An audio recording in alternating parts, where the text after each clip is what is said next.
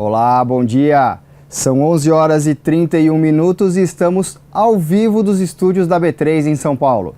Eu sou Márcio Croin e este é o programa Dinheiro na Semana, o seu ponto de partida semanal na economia. O convidado do programa de hoje é o Gustavo Schmidt, vice-presidente de Vendas e Marketing da Volkswagen do Brasil.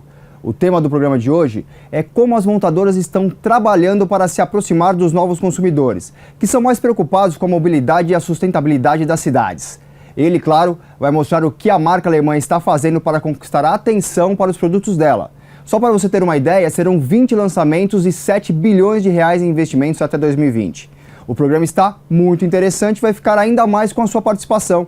Escreva aqui na área de comentários do Facebook a sua pergunta que o Gustavo responde para você no segundo bloco. Mas antes de pegar uma carona com o nosso convidado, vamos ver no nosso telão o que vai movimentar a economia nesta semana.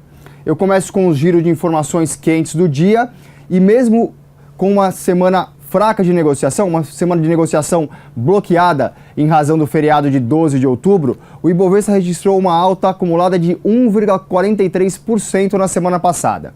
Na sexta-feira, a Bolsa voltou forte do feriado e bateu o recorde no seu fechamento, aos 76.990 pontos. Lembrando que o indicador já chegou aos 78.024 pontos, mas durante as negociações do dia. Agora há pouco, o principal índice da B3 estava em alta de 0,46%, aos 77.346 pontos. Eu passo para o câmbio, que é o nosso próximo item, e o dólar começou a semana passada próximo de R$ 3,19 e fechou a semana abaixo de R$ 3,15. A razão para essa queda é a inflação bastante controlada nos Estados Unidos, o que fez os investidores reajustarem as suas previsões. Há 15 minutos atrás, a moeda americana estava sendo negociada a R$ 3,15, uma alta de 0,22%. E para fechar o giro de informações quentes deste final de manhã, vamos ver o que está em destaque no www.istoedinheiro.com.br. A manchete do site da Dinheiro é uma investigação. Polícia Federal faz buscas no gabinete do deputado irmão de Gedel Vieira Lima. Mais próximo aqui a mim, crédito para empresas atinge o menor nível dos últimos anos. E aqui, falando um pouco sobre as montadoras, indústria deve recuar, deve sair do grupo das 10 maiores empresas, maiores países. Eu destaco também a reportagem de capa da revista que está nas bancas. O que muda no Bradesco com a saída de Lázaro Brandão, o presidente do Conselho de Administração que deixa o banco após 75 anos de serviços. A reportagem completa está na edição impressa, nos tablets e no site da Dinheiro. Eu volto para o telão para destacar a agenda da semana e o que pode mexer com o seu bolso, seus negócios e os seus investimentos. Hoje cedo, a China divulgou, na madrugada brasileira, o índice de preços ao consumidor em setembro. O indicador veio em linha com a expectativa do mercado, uma alta de 1,6% na comparação anual. Esse dado é importante para mostrar que a economia chinesa continua em crescimento, como vamos ver daqui a pouco. Já nesta terça-feira, os Estados Unidos mostram como foi a produção industrial de setembro. Mesmo com os furacões que provocaram muitos estragos pelo país, o indicador deve ir em uma alta de pelo menos 0,2%. O que pode fazer os analistas revisarem as projeções de expansão do PIB do país no terceiro trimestre. Para fechar esta tela, o destaque vem do Brasil. O Banco Central divulga o Índice de Atividade Econômica, conhecido por IBCBR, de agosto. Não há um consenso de mercado com o que aconteceu com a economia brasileira na passagem de julho para agosto. Então as previsões vão de uma queda de 0,6% até uma alta de 0,4%. Mas, mesmo no pior cenário, a queda de 0,6%, os números indicam uma expansão de 0,3% do PIB brasileiro no acumulado do terceiro trimestre. Eu passo para a próxima tela e o dado mais importante virá da China. Com a inflação controlada, como eu mostrei agora há pouco no dado divulgado hoje cedo, tudo leva a crer que a desaceleração do gigante asiático é bem fraca. O acumulado no terceiro trimestre deverá ser de 6,8%, ante uma expansão de 6,9% no segundo trimestre. Portanto, a China continua crescendo, o que é bom para o Brasil e todos os países exportadores de commodities. Por fim, para fechar a semana, o IBGE divulga a prévia da inflação de outubro, o IPCA 15. O índice deve apresentar uma alta de 0,1% e 0,4% entre esses dois pontos, invertendo a deflação apresentada no mês anterior. Esse aumento é provocado pelos preços dos alimentos, mas nada que altere o controle da inflação, que acumula cerca de 2,5% na comparação anual. E chegamos ao destaque do programa de hoje, como as montadoras estão trabalhando para chegar ao novo consumidor, muito mais preocupado com a mobilidade e a sustentabilidade das cidades. Eu já passo para o Gustavo e quero saber, Gustavo, seja bem-vindo, como que a Volkswagen está enfrentando esse novo desafio? Bom, em primeiro lugar, estamos enfrentando esse desafio com muito investimento, né? Como você já colocou no início do seu programa, a Volkswagen vem com uma ofensiva de produtos realmente nunca vista na nossa história aqui no Brasil. São 7 bilhões de investimentos até 2020, dos quais 2,6 bilhões foram investidos para a plataforma MQB, uma plataforma modular, e que a gente entrega agora, já nesse mês de novembro, temos o privilégio de entregar um carro novo, que é o novo Polo, acabamos de lançar. E como que é essa plataforma, para quem não entende um pouquinho dessa engenharia toda? Exatamente, é uma plataforma modular, ela propicia que você trabalhe com vários tipos de carro. Então a gente vai ter desta mesma plataforma o hatchback Polo que vem agora, na sequência em janeiro a gente já lança o Virtus, que é um sedã derivado dessa mesma plataforma, e ainda teremos uma SUV e também uma picape futuramente vindos desta mesma plataforma. Uma plataforma que propicia também que a gente tenha elementos de tecnologia só visto em carros premium. Essa também é uma outra grande vantagem desta plataforma, que você já tem todos os sistemas de comunicação de um automóvel, estão todos lá previstos, e assim a gente consegue entregar, por exemplo, para um Polo, itens que são hoje somente conhecidos em carros como o Passat, como a Touareg ou como o Golf. E a partir do lançamento do Polo, a gente vai democratizar essa tecnologia, colocando à disposição no novo Polo e, consequentemente, também no... praticamente de entrada, né? Um carro mais barato, né? Assim, para o consumidor, Exatamente, um carro muito mais barato que esses outros veículos que têm essas tecnologias e que são carros nas faixas de 3 dígitos de preço. E com o Polo a gente vai estar trabalhando numa faixa de preço muito inferior, um carro que começa em R$ 49.990 e a sua versão mais sofisticada com todos esses itens por R$ 74 mil. Então realmente esse é o primeiro movimento importante que a marca está fazendo para buscar o consumidor brasileiro. Então investindo muito forte em produto, né, onde realmente vem aí com uma ofensiva muito grande. Nós estamos falando internamente que é o 2020, 20 carros novos até 2020. Então esse é um dos trabalhos muito fortes que nós estamos fazendo.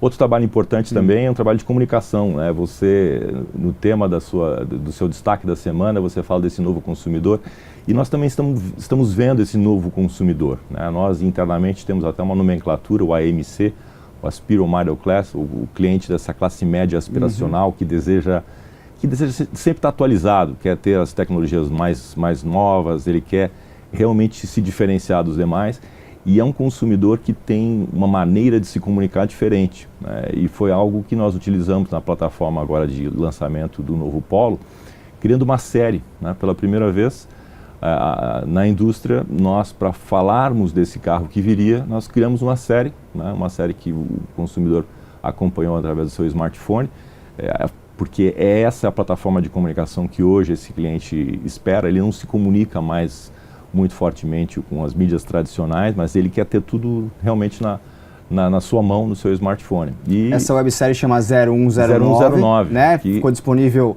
né, durante algum tempo e está nas plataformas da Volkswagen ainda. Queria que você contasse um pouquinho como foi bolar essa ideia desse lançamento, que é muito incomum, né, quando você vai falar do novo produto. A ideia surgiu, primeiro, como eu te falei, porque nós tínhamos a convicção e a certeza, as pesquisas nos mostravam isso, de que a maneira de se comunicar com esse cliente tinha que ser diferente. Então, nós fomos pesquisar e encontramos essa ideia da minissérie como sendo uma ideia bacana, porque a gente queria se comunicar mais diretamente com o cliente, mas a gente queria passar também tudo que tem de tecnologia do novo Polo. E uma maneira que a gente encontrou de fazer isso de uma forma bastante lúdica foi usando a minissérie. Então, a gente criou o 0109, que era um agente investigador, amigo de um jornalista especializado em automóvel, que tinha, por conta disso, a possibilidade de dirigir vários carros. E em cada um desses episódios a gente falava de algum item do carro, como, por exemplo, um dos episódios nós falamos do post-collision brake, que é um item de segurança. Se o consumidor tem uma colisão, e após essa colisão, normalmente o que acontece com o consumidor, ele perde o controle do carro. Tá. O post-collision brake, o que ele faz? Ele assume o controle após essa queda. Então, por exemplo, se você deu uma colisão lateral e você pode atravessar a pista pegando um outro carro que vai vir, esse sistema ele evita exatamente essa segunda colisão. Ele automaticamente assume o comando e freia o carro e aí você evita essa sua segunda colisão. Esse é o Post-Collision Brake, que vai estar disponível no Polo, e foi um dos itens que nós trabalhamos durante a série. Então, cada episódio tinha uma história, o agente estava fazendo a sua investigação, e o repórter, o Fred, dirigia um carro e a trama foi andando por aí. Em cada episódio a gente falava de um item de tecnologia e ao final a gente revelou que o 0109 na verdade era Polo. Se você colocar no espelho você lia que era o Polo e esse era o carro que estava chegando logo na sequência. Então foi uma maneira bacana. Qual foi a resposta do consumidor a essa websérie? Você já teve encomenda? Como que vocês conseguem medir a resposta desse consumidor? Primeiro foi excelente, os números são muito bons, a gente conseguiu ter mais de 20 milhões de acessos. A gente teve respostas diretas do consumidor falando sobre a série, dizendo que foi uma série super bacana, inclusive já nos pedindo para que fizéssemos uma segunda série do 0109, coisa que nós estamos pensando. Então, assim, realmente foi muito positivo. A gente conseguiu atingir aquele consumidor que a gente mirava, de uma quantidade importante, e especialmente conseguimos comunicar aqueles itens de tecnologia que nós queríamos comunicar do nosso polo, que não é algo muito fácil de você fazer numa propaganda, e por isso a série te deu essa chance, que a gente foi trabalhando isso em pílulas, cada semana, toda sexta-feira a gente soltava um episódio no ar, e assim a história foi crescendo, e assim a gente foi contando um pouco de tudo que tem de tecnologia no novo polo, que logo na sequência nós lançamos para a imprensa e que a partir de novembro vai estar nas lojas à venda para todo o consumidor. Bem, Gustavo, uma pausa aqui na nossa conversa. E agora vamos saber o que o Luiz Arthur Nogueira preparou no quadro Descomplicando a Economia de hoje.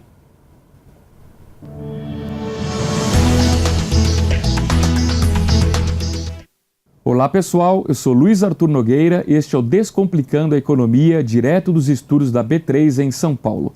Nesta semana vamos falar sobre a situação econômica do Brasil, que continua esperando uma definição da política. Mais uma vez um capítulo da crise, desta vez a votação da segunda denúncia contra o presidente Michel Temer.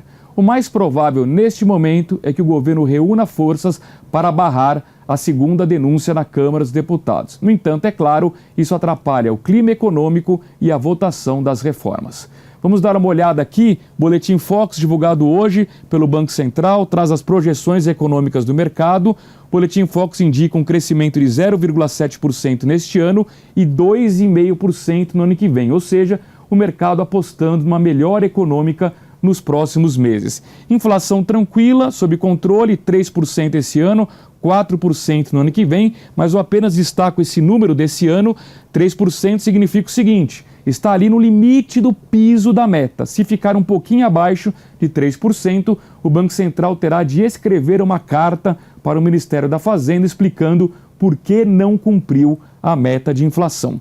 Balança comercial, ótimos números, 64 bilhões de dólares superávit neste ano, 51 bilhões no ano que vem, uma pequena queda no ano que vem, mas ainda assim um número bem positivo. Por outro lado, investimento estrangeiro direto, 75 bilhões neste ano, cresce um pouquinho no ano que vem, 79 bilhões. Aqui eu destacaria a forte presença de investidores estrangeiros no setor de petróleo. Em resumo, pessoal, a economia vai melhorando aos poucos, apesar das turbulências políticas que continuam em Brasília. É isso, pessoal. Um grande abraço a todos e até o programa da semana que vem.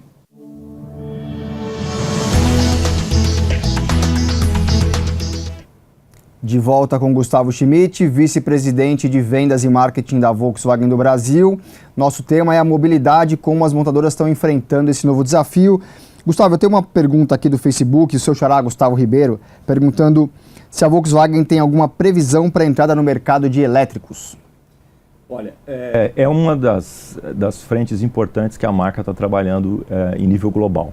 Mundialmente, uma das alavancas importantes para os próximos 10 anos da Volkswagen será exatamente uma ofensiva muito forte em novos produtos elétricos. Não só da marca Volkswagen, mas inclusive dentro do próprio grupo, com as outras marcas do grupo.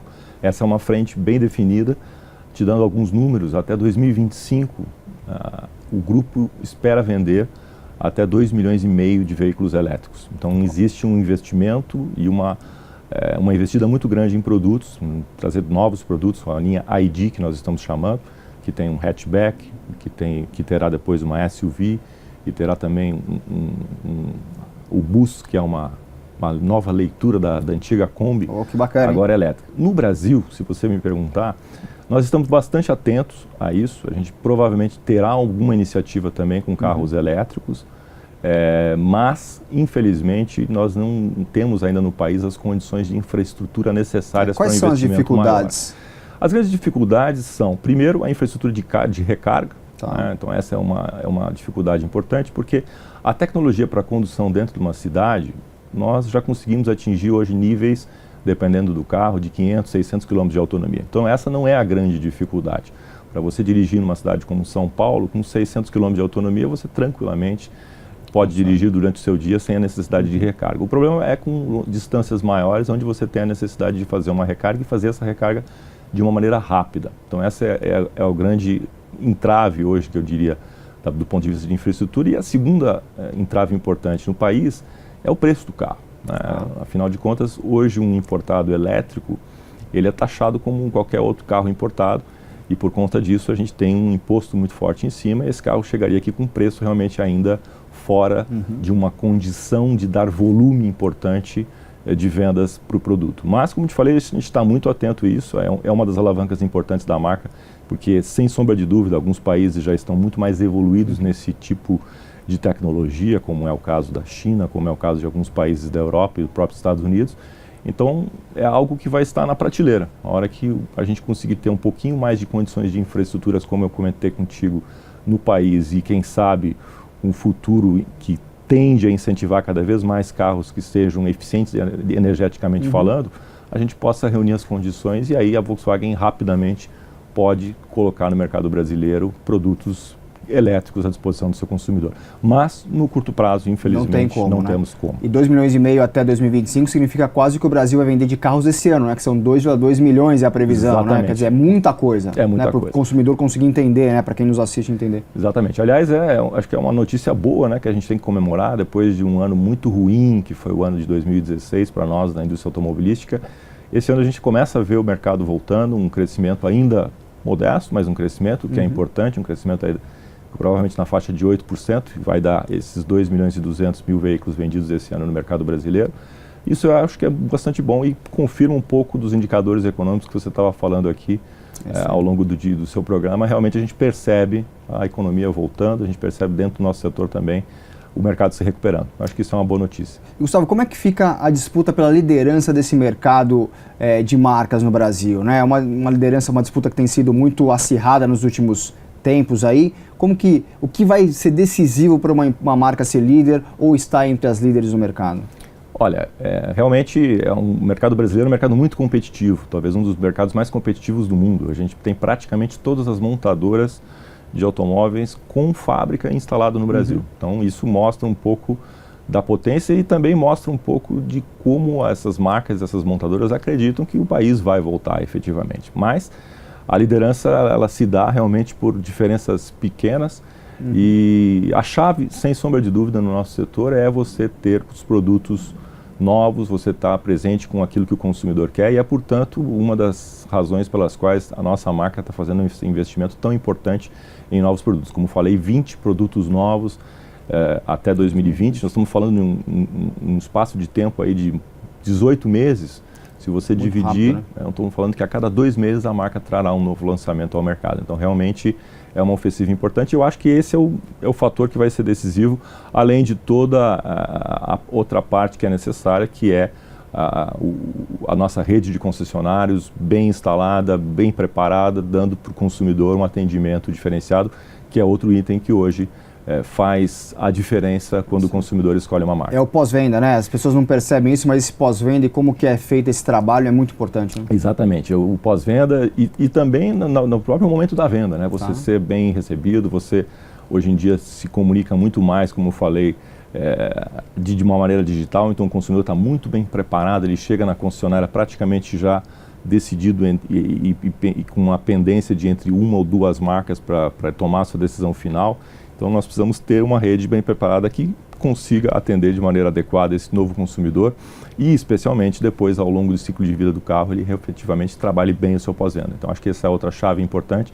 que também é um dos trabalhos que nós temos feito bastante com a nossa rede nos últimos meses e vamos continuar trabalhando nesse sentido. Muito bom. Além desses novos lançamentos que vocês vão fazer até 2020, a Volkswagen anunciou uma mudança no seu corpo diretivo, que foi a troca de presidentes. Queria que você contasse um pouco para quem está nos assistindo e ouviu isso nos últimos dias, o que isso vai significar também para essa renovação da Volkswagen. Recentemente, para ser mais preciso, na semana passada nós anunciamos, o Pablo Dissy passa a ser o presidente da operação da Volkswagen do Brasil e da América também, A gente constituiu uma região América e o Pablo faz essa função, substituindo o David Pauls, que fez um trabalho muito importante nos últimos 2 anos e meio, 3 anos que ele esteve aqui à frente do Brasil, exatamente trazendo todos esses investimentos de produto e que agora, com essa nova direção que vem para fazer com que a marca efetivamente volte a brigar por uma posição de liderança e de destaque no mercado brasileiro, junto com um corpo diretivo renovado. Eu mesmo estou na Volkswagen de volta aí após 6 meses, um brasileiro no comando de vendas e marketing. É uma prova de que a empresa quer estar mais próxima do mercado brasileiro, do consumidor brasileiro, que entende bastante o nosso mercado. O Pablo Dissy é uma pessoa que já assumiu funções importantes no mercado brasileiro, foi CFO da Fiat do Brasil, então conhece muito bem o mercado brasileiro e a gente tem certeza que junto com a sua liderança e o apoio dos seus diretos, a gente vai fazer com que a Volkswagen volte a brigar por posições importantes de liderança no mercado brasileiro. E com o Polo como embaixador dessa nova fase. Exatamente. O Polo é o carro que chega para fazer essa virada da marca, essa nova Volkswagen que nós estamos falando. Ele inaugura essa plataforma MQB, na sequência virão outros carros derivados dessa plataforma e a gente tem certeza que a marca vai realmente mostrar uma nova face, uma marca muito mais próxima, muito mais humana, com produtos bastante renovados, com muita tecnologia e com preço bastante acessível. Então é uma nova Volkswagen realmente que o consumidor vai passar a ver nas nossas concessionárias ao longo do Brasil. Gustavo, obrigado pela sua participação. Obrigado a você. E muito obrigado a você pela companhia nesse Dinheiro na Semana de 16 de outubro de 2017. Inscreva-se no nosso canal no YouTube e receba todos os alertas com as novidades da TV Dinheiro, que exibe todo dia uma novidade para você. Nos vemos na próxima segunda-feira, no mesmo horário, às 11h30 da manhã. Boa semana, bons negócios. Tchau.